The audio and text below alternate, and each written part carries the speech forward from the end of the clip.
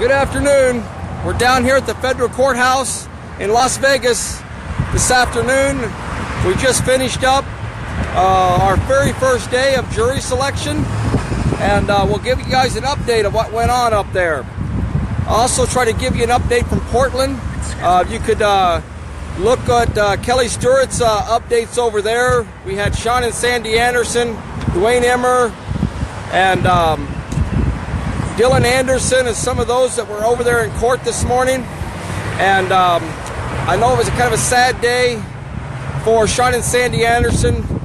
They gave their statement, and if you look at Kelly Stewart's update there on Facebook, you'll get a little bit better update than what I can give you. They pled guilty to the trespassing charges, and all the other charges were dropped. I understand that Dylan Anderson also pled guilty to trespassing, and all the other charges were dropped. So we're all still praying for them and the rest of the defendants that are still facing trial coming up on the 14th. Here today we brought in 50 potential jurors. 25 of those jurors were dismissed for different reasons today.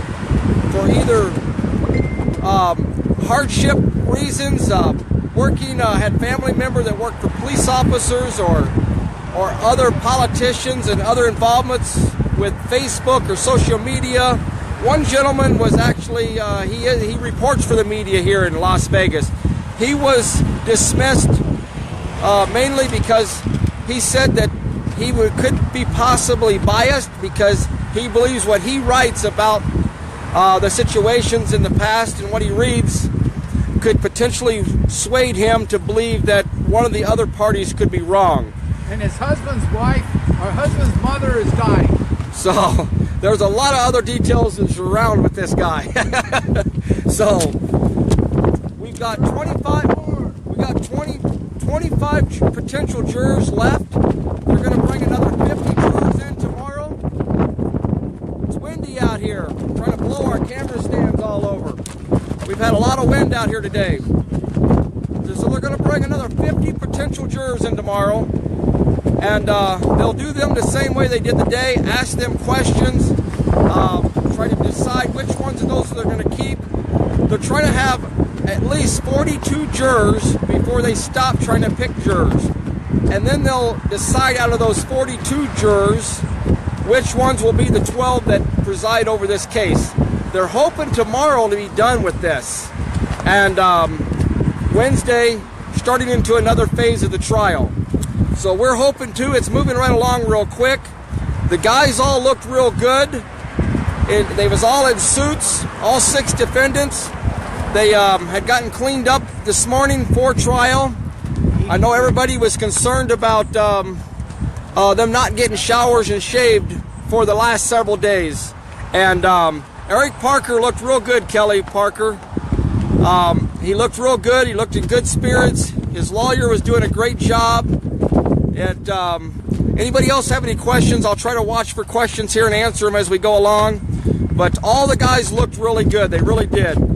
Todd Engel represented himself really well today. He asked questions professionally.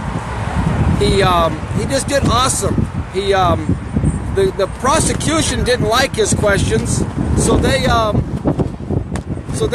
objected to almost every single question that Todd Engel asked, but he done very well. The judge gave an order today that was very important for our case also. The judge is biased just like Anna Brown. She's just as evil, just a lot younger version. But she's just as easy, just as biased. The judge gave an order today to one of the motions, and she granted the defense team the right to bring up all the stuff that the BLM done. This was a big move that the prosecution was trying to keep out of the court, and so we get to bring all these misconduct situations that the BLM and all the officers out there did. So that was another big win for the defense team. Do you think that could have been because of the expose that recently came out? It could be. Because they're not going to be able to hide it. So. No. They've been bringing out a lot of stuff about the the BLM and Dan Love, his involvement with several situations that involved some misconduct on his part. And so the judge actually today granted their request, and so that's awesome news. Also, count 3, as we know, last Thursday was dropped against these guys.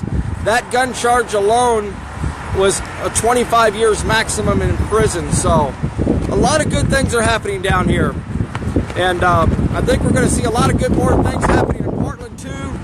All the prayer and support that we're getting from everybody is awesome, and prayer really does work. We've seen that happen with the not guilty there in Portland, and we got a not guilty over there because of all of our prayers and support. So we're going to get the same thing down here.